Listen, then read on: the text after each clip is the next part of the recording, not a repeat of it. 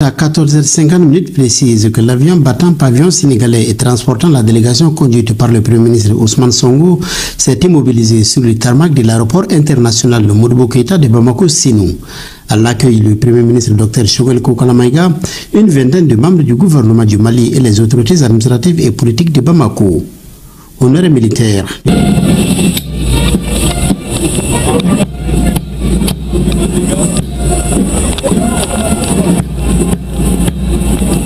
Le Premier ministre Ousmane Sonko est ensuite salué par les officiels. Les deux personnalités ont eu des premiers entretiens dans les salons de l'aéroport. Cap ensuite sur la primature où un autre tête-à-tête se tient avant la rencontre élargie aux délégations des deux pays. On note la présence d'une vingtaine de ministres du gouvernement malien. Dans son discours, le Premier ministre Dr Choguel Kokala Maïga a salué les parcours des autorités sénégalaises avant de relever les nombreuses similitudes entre le Mali et le Sénégal ainsi que la profondeur des relations entre les deux pays. Laissé par nos devanciers, par les grands empires et royaumes, j'allais dire les liens forgés par l'histoire, la géographie, la sociologie, nous condamnent de travailler ensemble, la main dans la main, de cheminer au coude à coude pour faire face aux défis communs liés à la sécurité, j'allais dire à l'insécurité, à la stabilité et au développement. Nous sommes d'autant plus condamnés à travailler ensemble, Monsieur le Premier ministre, de concert, car nos deux peuples ont montré la voie de l'intégration en prenant de l'avance sur les États et sur nos institutions politiques. C'est le lieu de relever pour s'en réjouir la solidarité du peuple frère du Sénégal, malgré les péripéties politiques, envers le peuple malien, pendant les 7 longs mois de sanctions illégales, injustes et inhumaines de la CEDEAO, entre janvier et juillet 2022. L'autre volet de son intervention a concerné la création de la Confédération des États de l'AES ainsi que les nouvelles orientations prises par les autorités de la transition. Il a aussi fustigé le comportement de la CEDEAO. Nous invitons tous les partenaires de bonne foi à avoir une lecture objective, lucide et équilibrée de la situation pour mieux comprendre et envisager les solutions basées sur l'écoute mutuelle, incompatibles avec l'ostracisme dont on a voulu frapper les pays de l'AES. Je le redis, l'AES n'est pas mise en place contre la CEDEAO. Elle est une alternative crédible pour l'intégration sous-régionale. L'AES n'est pas le bourreau, elle est la victime. L'AES est engagée dans un combat de survie de ses États membres et de ses nations, pas des régimes politiques, comme certains tentent de le faire croire avec malice.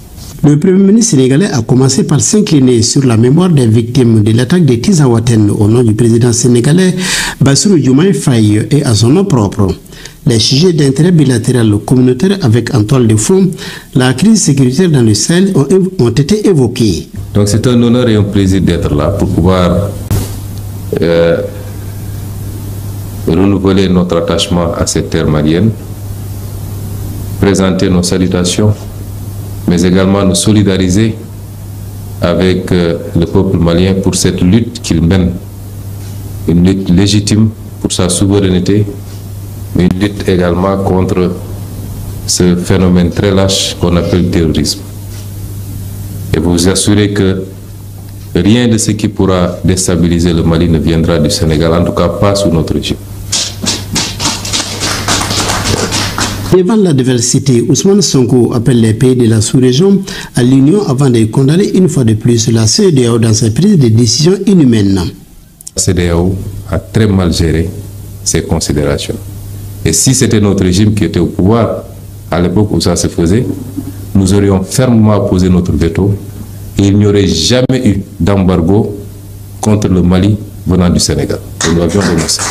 Le Mali et le Sénégal ont beaucoup de choses en commun. Ousmane Sonko est donc, selon ses propres termes, venu réaffirmer la volonté de son pays de marcher main dans la main avec le Mali.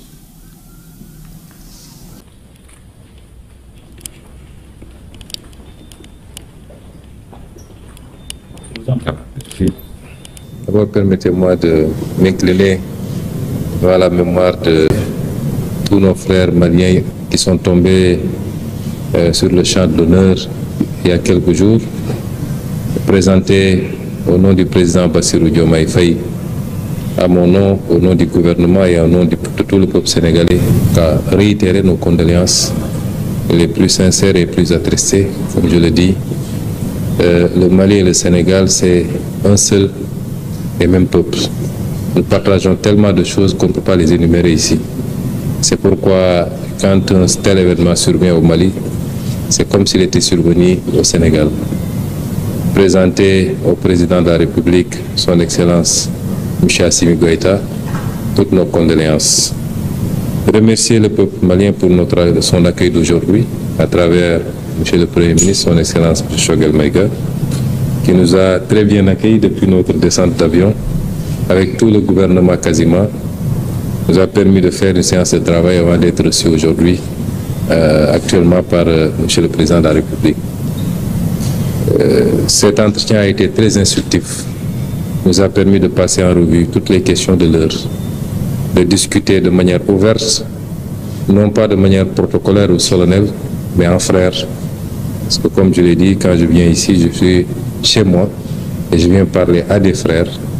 On a parlé sans filtre, comme on dit, pour échanger sur les grandes questions de l'heure, aussi bien au niveau national, au Sénégal comme au Mali, que dans le cadre beaucoup plus large de ce qui se passe dans la sous-région et dans le monde. Donc je tiens particulièrement à me satisfaire de cette rencontre qui nous a permis, en tout cas, je crois, de, comme on l'a toujours fait entre le Sénégal et le Mali, de mieux rapprocher nos positions. Monsieur le Premier ministre, l'opinion pense que de plus en plus vous changez de discours vis-à-vis des pays de l'AES. Est-ce que vous maintenez votre discours panafricaniste? Vous savez, il y a quelque chose que nous devons éviter. C'est de mettre les émotions au devant de tout. Les questions qu'on gère sont des questions extrêmement sérieuses. Il ne me sera jamais reproché, on ne sortira jamais une seule déclaration que j'avais faite avant qui diffère des déclarations que j'ai faites aujourd'hui. Notre position a été très claire depuis le début. Quand nous avions commencé à prendre position sur ces questions, il n'y avait pas encore l'AES d'ailleurs. Il y avait ce qui se passait dans chacun des pays, aujourd'hui considérés comme étant membres de l'AES. Quand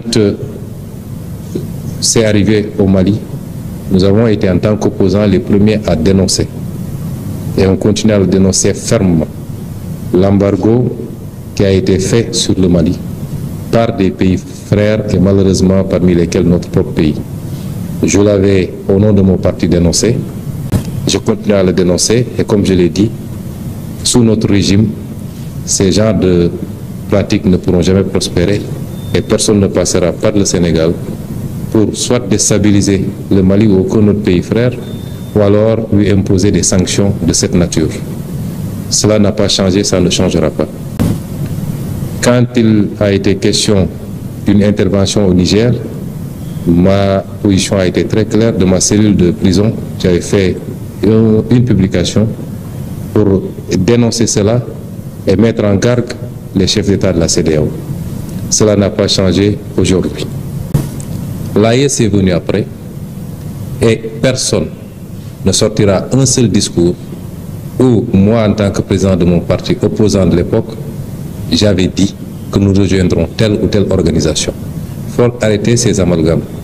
Nous n'avons jamais pris position pour dire que le Sénégal va rejoindre telle organisation ou telle autre.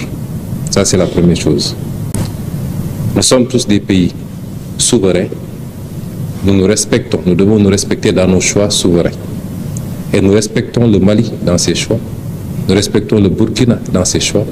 Nous respectons tout le monde, des choix que nous comprenons, puisqu'on a toujours dit, et je l'ai rappelé bien après avoir été Premier ministre, que beaucoup d'erreurs ont été commises par les chefs d'État de la CEDEAO et que souvent on s'est intéressé beaucoup plus aux symptômes qu'aux causes réelles qui nous ont conduits à cela.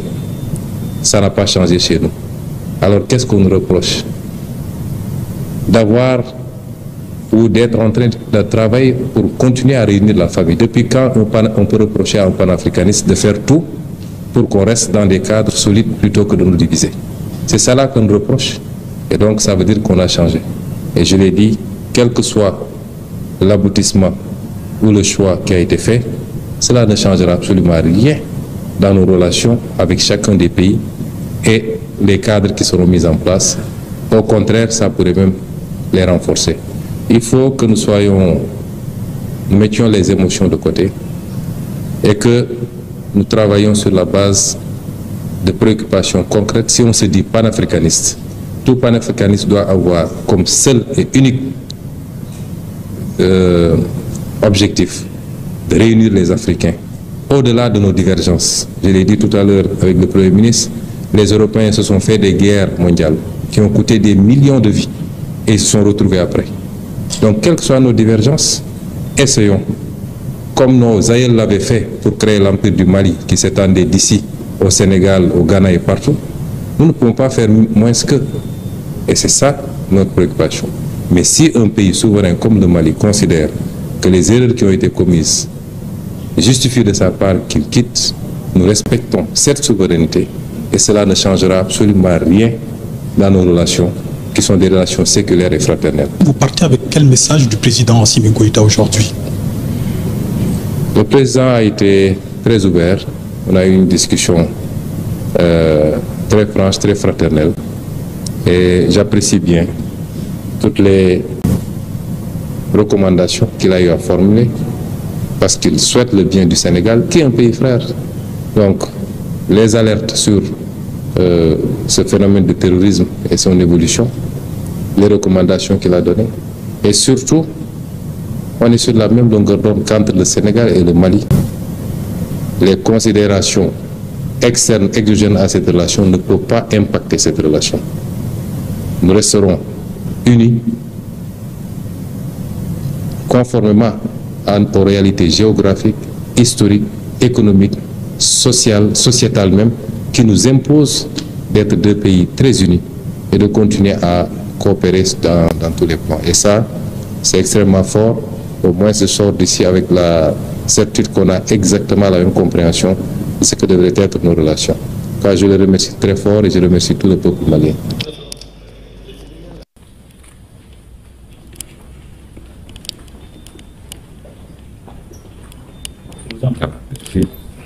D'abord, permettez-moi de m'incliner dans la mémoire de tous nos frères maliens qui sont tombés sur le champ de l'honneur il y a quelques jours, présenter au nom du président Bassirou Diomaye Faye, à mon nom, au nom du gouvernement et au nom de tout le peuple sénégalais, à réitérer nos condoléances les plus sincères et les plus attristées, comme je le dis. Le Mali et le Sénégal, c'est un seul et même peuple. Nous partageons tellement de choses qu'on ne peut pas les énumérer ici.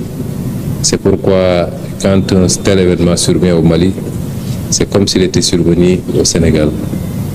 Présenter au président de la République, son Excellence M. Assimi Goïta, toutes nos condoléances.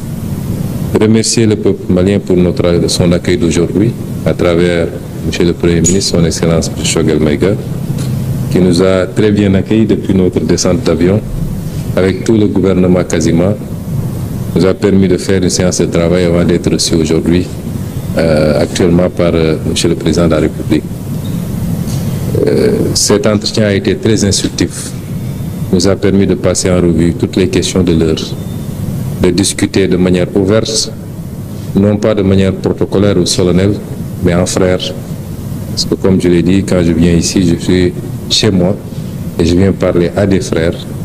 On a parlé sans filtre, comme on dit, pour échanger sur les grandes questions de l'heure, aussi bien au niveau national, au Sénégal comme au Mali, que dans le cadre beaucoup plus large de ce qui se passe dans la sous-région et dans le monde. Donc je tiens particulièrement à me satisfaire de cette rencontre qui nous a permis, en tout cas, je crois, de, comme on l'a toujours fait entre le Sénégal et le Mali, de mieux rapprocher nos positions. Monsieur le Premier ministre, l'opinion pense que de plus en plus vous changez de le discours vis-à-vis des pays de l'AES, est-ce que vous maintenez votre discours panafricaniste? Vous savez, il y a quelque chose que nous devons éviter. C'est de mettre les émotions au devant de tout. Les questions qu'on gère sont des questions extrêmement sérieuses. Il ne me sera jamais reproché, on ne sortira jamais une seule déclaration que j'avais faite avant qui diffère des déclarations que j'ai faites aujourd'hui. Notre position a été très claire depuis le début. Quand nous avions commencé à prendre position sur ces questions, il n'y avait pas encore l'AES d'ailleurs. Il y avait ce qui se passait dans chacun des pays, aujourd'hui considérés comme étant membres de l'AES. Quand c'est arrivé au Mali, nous avons été en tant qu'opposants les premiers à dénoncer. Et on continue à le dénoncer fermement. L'embargo qui a été fait sur le Mali par des pays frères et malheureusement parmi lesquels notre propre pays. Je l'avais au nom de mon parti dénoncé. Je continue à le dénoncer et comme je l'ai dit, sous notre régime, ces genres de pratiques ne pourront jamais prospérer et personne ne passera par le Sénégal pour soit déstabiliser le Mali ou aucun autre pays frère ou alors lui imposer des sanctions de cette nature. Cela n'a pas changé, ça ne changera pas. Quand il a été question d'une intervention au Niger, ma position a été très claire. De ma cellule de prison, j'avais fait une publication pour dénoncer cela et mettre en garde les chefs d'État de la CEDEAO. Cela n'a pas changé aujourd'hui. L'AES est venu après et personne ne sortira un seul discours où moi, en tant que président de mon parti opposant de l'époque, j'avais dit que nous rejoindrons telle ou telle organisation. Il faut arrêter ces amalgames. Nous n'avons jamais pris position pour dire que le Sénégal va rejoindre telle organisation ou telle autre. Ça, c'est la première chose. Nous sommes tous des pays souverains. Nous nous respectons. Nous devons nous respecter dans nos choix souverains. Et nous respectons le Mali dans ses choix. Nous respectons le Burkina dans ses choix. Nous respectons tout le monde, des choix que nous comprenons, puisqu'on a toujours dit, et je l'ai rappelé bien après avoir été Premier ministre, que beaucoup d'erreurs ont été commises par les chefs d'État de la CEDEAO et que souvent on s'est intéressé beaucoup plus aux symptômes qu'aux causes réelles qui nous ont conduits à cela. Ça n'a pas changé chez nous. Alors qu'est-ce qu'on nous reproche? D'avoir ou d'être en train de travailler pour continuer à réunir la famille. Depuis quand on peut reprocher à un panafricaniste de faire tout pour qu'on reste dans des cadres solides plutôt que de nous diviser? C'est ça là qu'on nous reproche. Et donc ça veut dire qu'on a changé. Et je l'ai dit, quel que soit l'aboutissement ou le choix qui a été fait, cela ne changera absolument rien dans nos relations avec chacun des pays et les cadres qui seront mis en place. Au contraire, ça pourrait même les renforcer. Il faut que nous mettions les émotions de côté et que nous travaillions sur la base de préoccupations concrètes. Si on se dit panafricaniste, tout panafricaniste doit avoir comme seul et unique objectif de réunir les Africains au-delà de nos divergences. Je l'ai dit tout à l'heure avec le Premier ministre, les Européens se sont fait des guerres mondiales qui ont coûté des millions de vies et ils se sont retrouvés après. Donc, quelles que soient nos divergences, essayons, comme nos aïeux l'avaient fait pour créer l'Empire du Mali, qui s'étendait d'ici au Sénégal, au Ghana et partout, nous ne pouvons pas faire moins qu'eux. Et c'est ça notre préoccupation. Mais si un pays souverain comme le Mali considère que les erreurs qui ont été commises justifient de sa part qu'il quitte, nous respectons cette souveraineté et cela ne changera absolument rien dans nos relations, qui sont des relations séculaires et fraternelles. Vous partez avec quel message du président Assimi Goïta aujourd'hui? Le président a été très ouvert. On a eu une discussion très franche, très fraternelle. Et j'apprécie bien toutes les recommandations qu'il a eu à formuler parce qu'il souhaite le bien du Sénégal, qui est un pays frère. Donc, les alertes sur ce phénomène de terrorisme et son évolution, les recommandations qu'il a données, et surtout, on est sur la même longueur d'onde qu'entre le Sénégal et le Mali. Les considérations externes, exogènes à cette relation ne peuvent pas impacter cette relation. nous resterons unis, conformément aux réalités géographiques, historiques, économiques, sociétales même, qui nous imposent d'être deux pays très unis et de continuer à coopérer dans tous les plans. Et ça, c'est extrêmement fort. Au moins, je sors d'ici avec la certitude qu'on a exactement la même compréhension de ce que devraient être nos relations. Car je les remercie très fort et je remercie tout le peuple malien.